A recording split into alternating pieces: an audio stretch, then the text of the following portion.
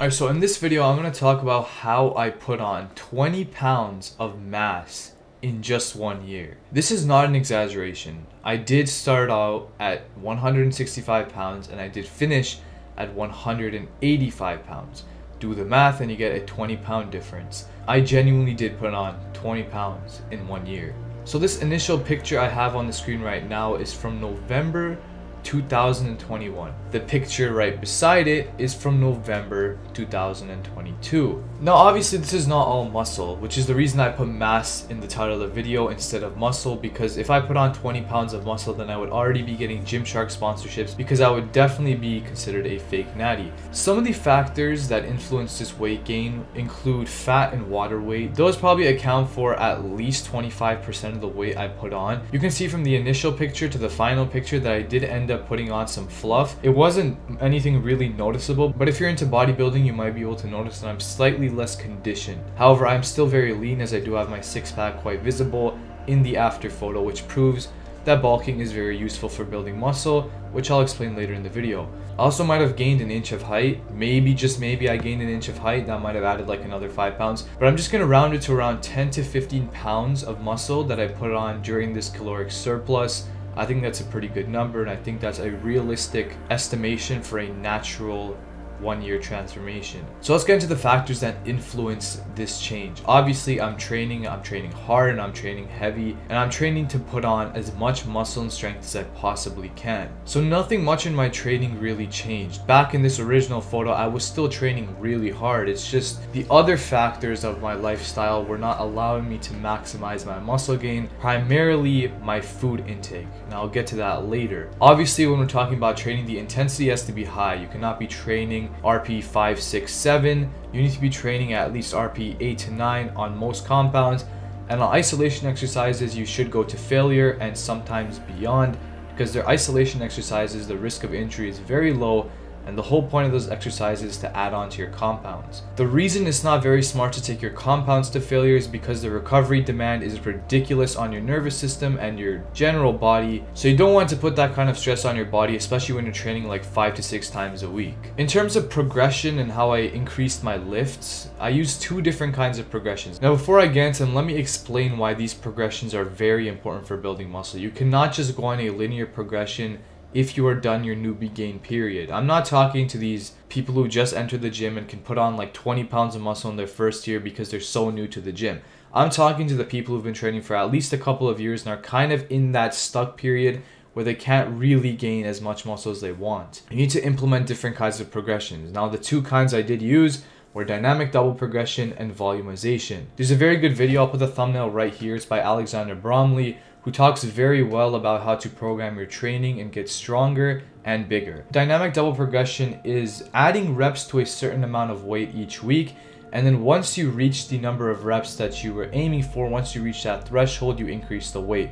So let's say you're starting out on bench press and you start with 135 for 8 reps on week 1. Then you move on to 135 for 9 reps on week 2. Sometimes you're gonna hit it, sometimes you're not. If you don't hit it, it's your goal for the next week. So you keep pushing it back until you finally hit it. This is perfect because even though some days you're gonna be weaker than others, you still get that dynamic double progression. You're still going to progress despite some weeks that you're kind of down, some weeks you're not feeling it, you didn't get good sleep, your nutrition sucked. You're still going to make progress even bi-weekly. But if you're doing everything right, you can make weekly progress by adding a single rep to your main compound movements. So again, bench, you start 135 for 8, get to 135 for 9, then 135 for 10 on week 3. And on week 4, what you do is you add 5 to 10 pounds more weight, and then repeat the process for the same rep range. That's essentially dynamic double progression. Again, watch that video I talked about before if you want to learn more about it. The next one is volumization. Volumization has become one of my favorites because I use this for my overhead press, and if you know anything about overhead press, you know that it is literally the hardest movement to increase in weight. But thanks to volumization, I was able to increase it, and I was able to get some very good numbers on my overhead press. What volumization is specifically the change in the variable of volume. You don't change your intensity, you don't change your reps, you only change the number of sets. the weight also remains constant for a specific block. So what you do is, let's say you're doing overhead press like me, and you start with 3 sets of 10 reps on week 1. You get the 3 sets of 10 reps, all 3 sets are 10 reps, 10 clean reps. Then you move on to the next week where you do 4 sets of 10 reps. Then you move to 5 sets of 10 reps on the 3rd week, and by the time you get there, it should be very difficult to get to the end of it. And then week 4, you come back down to 3 sets, except what you do now is you increase the weight and you do 10 reps again with higher weight. So it's these specific changes to your training and your progression that will affect how much muscle and strength you end up putting on. And that's the primary way I added mass this year. Another thing that really helped was getting on a real program. Again, if you've been training for 2 to 3 years, you're done your newbie gains period, you need to hop on a program. If you're not on a structured training program, you are minimizing your gains. To maximize everything, you need to have a structured program, you need to follow it, you need to have every variable down. Pre-exhausting was a very valuable tool, especially for muscle groups that I could not feel very well. Maybe my back, chest, some days I couldn't feel very well. I'll start with a set of high reps and not really count it towards my training. I wouldn't really go to failure. I just go until I get a really good pump.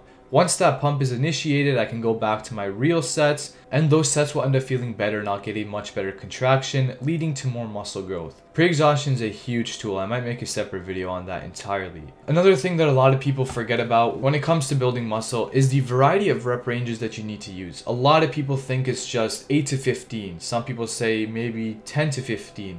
It doesn't matter. You just need to train every rep range. You need to train from the 1 to 5 rep range, the 5 to 10 rep range, 10 to 15, and 15 plus.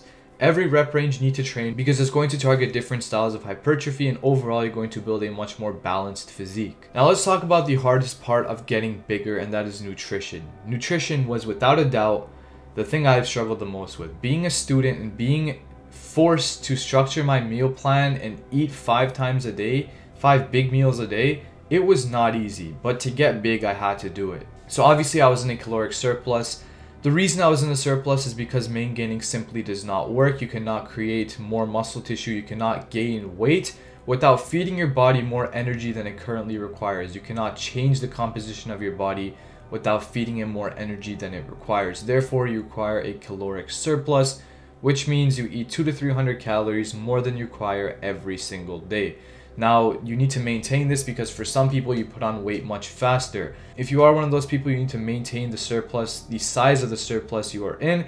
And if you're those kinds of people that have a hard time putting on muscle like me, you need to increase your calories on specific days or weeks where you notice you're not making enough gains. Now, there's something very important that I noticed as I continued my bulk. I don't hear many people talking about this in the fitness community, and that is the quality of food that you're eating. I'm not talking about McDonald's junk food. Everyone knows if you're eating McDonald's versus if you're eating chicken and rice, there's going to be a vast number of differences. A lot of people, what they do when they bulk is they don't really get their full meals in. They don't focus on getting all of their meals in.